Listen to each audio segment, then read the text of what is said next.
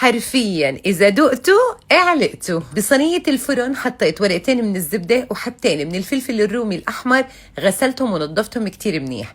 عندي هون حبتين صغار من البصل، وبضيف شي 5 أسنان من الثوم، وحبتين مش أكتر من هيك من البندورة.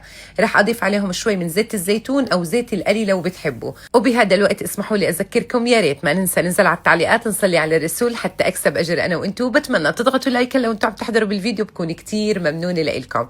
خدوا الفيديو مشاركة على صفحاتكم حتى ترجعوا له وقت تحتاجوه. ونكمل.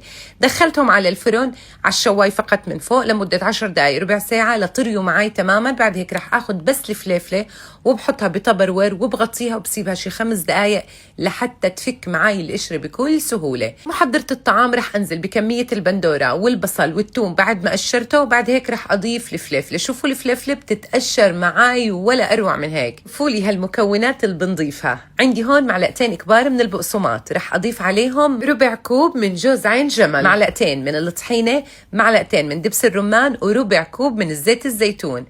رح اضيف ايضا معلقة كبيرة من دبس فليفلة اللي هو نفسه هريسة الشطة الحلوة.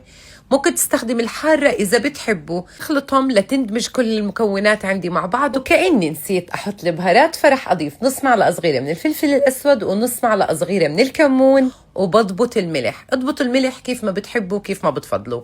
برجع بخلطهم كتير منيح، وهيك بنكون حضرنا أطيب محمرة على الطريقة السورية، إشي من اللي بيشتهيه قلبكم.